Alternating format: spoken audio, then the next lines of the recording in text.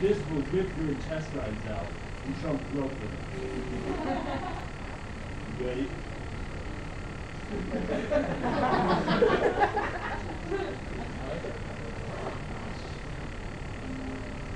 Begins with Ormagoden, the unlovable things.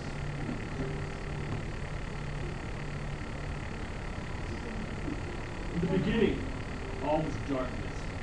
That was how the first ones were burned. But they were so hideous that even they could not bear to look upon themselves.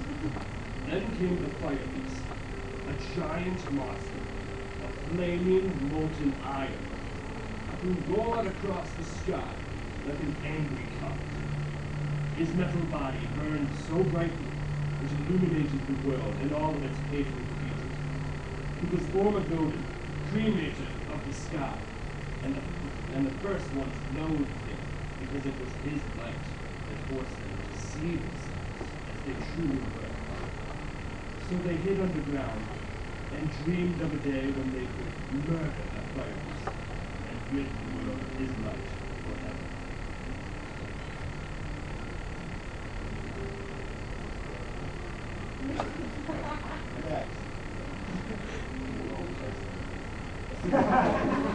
Next, the roots of song.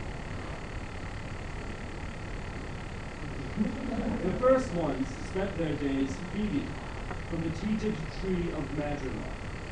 They suckled from her thick rock a nectar that flowed up from her roots, which penetrated the ground so deeply they reached even into the untouched place. There, a beautiful being named Etruria sang to the roots of Madrigal, and the tree turned her song into nourishment for the ungrateful creatures above. One day, the greediest of them sneaked into her sanctuary and trapped Etruria in a cage, forcing her to sing only for him. That is how he gained unlimited power over all creatures and became their first and most terrible king. Fall of the Fires. The king used the song of Etruria to lure the fire beast to the ground, where the first ones trapped him and tried to douse his flaming body with mud. Rather than be extinguished, the mighty fire beast let out an earth-shattering scream and exploded like a sun. 1,000,000 pieces of his steel flesh shot into the ground, veining it with ore. His fire flew up into the sky and became the sun. There was so much blood, it flooded the world, drowning the first ones as it filled the oceans. His death cry was so loud that it echoes throughout the world to this day. No creatures may have felled the god Ormagoden, but his death gave the world the elements from which a new era would rise. Blood, fire, noise, and metal. The Age of Titans. From the oceans of blood came new life, the worst of which was the tainted coil. With the twisted forms of the first ones and the angry power of Ormagoden, they were hated, feared, and almost exterminated. Instead, they were saved by a race of titans who inherited the strength and size of the fire beast and the purity and beauty of Etruria. They took pity on the small creatures and adopted them as pets. They hid their deformities with severe restrictive garments. The coil endured the pain because more than anything else, they wanted to look exactly like their beloved, merciful masters. The Titans mined Ormagoden's steel flesh from the ground and found it retained the beast's desire for speed. They forged swords that flew through the air so fast that they could not be seen, and armor so light it made their wearers run faster. They made chariots so quick it was hard to find beasts fast enough to pull them. And so they abandoned the beasts and made giant vehicles that moved with their own power. These colossal hot rods were a rolling temple to Ormagoden, forged from his gleaming flesh. They had a fiery engine for a heart that roared with the mighty god's death cry, scattering the Titans' enemies as they carried their civilization across the globe. After she was used to lure Ormagoden to his death, Etulia was left to cry, alone in the darkness, for an eternity. She wept for so long, her tears turned into an ocean of pure sorrow, and she turned to dust. Whoever drinks from this ancient sea of black tears is granted some of Etulia's powers, but also cursed with her all-consuming grief. Most tear drinkers go mad and destroy themselves and everything else around them in a murderous rage. The Titans dropped a mountain on top of the sea to protect themselves from its allure. But it is said that through the cracks in the mountain, you can still hear Etulia singing, inviting passers-by to come lose themselves in her sad waters. Titan civilization exploded with new art and technology. Their cities flourished with culture and the sound of pounding metal as gleaming skyscrapers were hammered out of Ormagoden's flesh and vaulted against the sky. From this collision of artistic passion, invention, and sonic overload, a new kind of music was born. It was as hard and heavy as the fire beast's metallic flesh.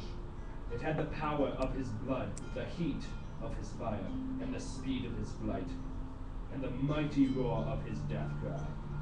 But it also had the angelic beauty of Etulia's song, and a touch of her mournful wail. Its words told the story of a fierce and noble age. It was an anthem of the people, and they called it heavy metal. After growing and advancing for millennia, the Titans were giant, all-knowing entities of spiritual perfection who could no longer be confined by this mortal plane. In the final stage of their evolution, they ascended into the heavens to become metal gods. Before they left, however, they took time to weave instructions for all they had invented into the natural world. They taught spiders how to spin guitar strings for webs, and the trees how to grow exhaust pipes for branches. They etched hieroglyphics that showed how to put these elements together. "We give our secrets to the future generations," they inscribed in glowing letters, "so that they may know the glory of metal." The Tainted Coil never comprehended the Titans' instructions. They were too consumed with their feelings of abandonment and betrayal. How could their masters leave them alone? Where had they gone? They searched the entire world, but the only trace of the Titans they ever found was a single shred of a single nail from a single toe of their masters. They worshipped the master's nail and tried to reanimate it with dark and bloody rituals. But all they could create was small replicas of the Titans, creatures no bigger than themselves, whose very size mocked the Coil's failure. And that is how the Tainted Coil came to create and immediately despise the race of man. Humanity was enslaved by the Coil and suffered their cruelty for ages, until a leader emerged and led the humans in rebellion. He made them into an army, taught them to make weapons, cars, and clothing from the natural world. The man they called Ragnarok was so effective, the desperate Coil broke the seal on the sea of black tears, knowing the allure and danger it had for humans.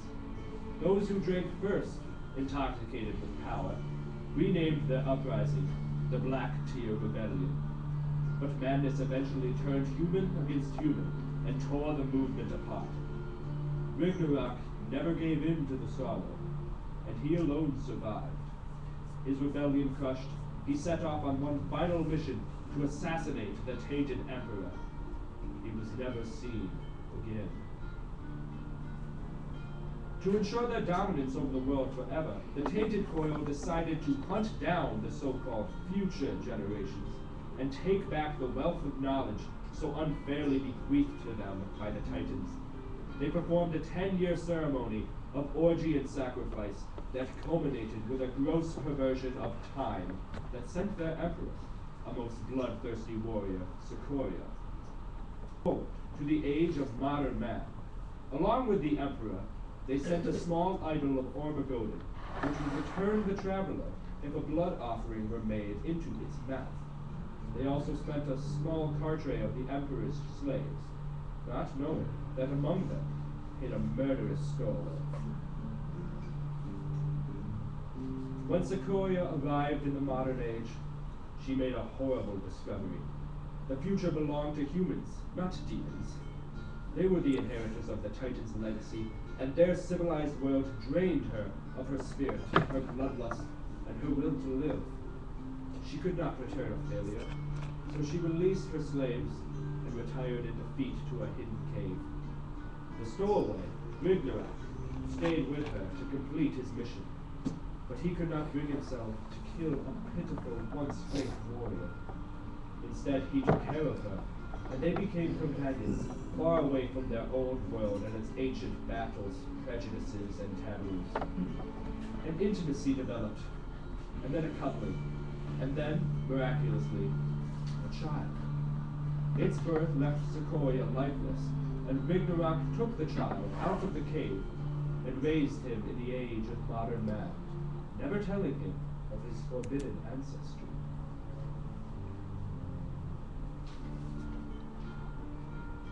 Rignorak lived out the rest of his life in peace, and when he passed, his son Edward found the idol of Ormagodin in his attic, mistaking it for a belt buckle. He wore it to remember his father, but when an accident let his blood fall into the beast's mouth, the spirit of Ormagodin was summoned, and the fire beast took Edward back in time to the age of metal.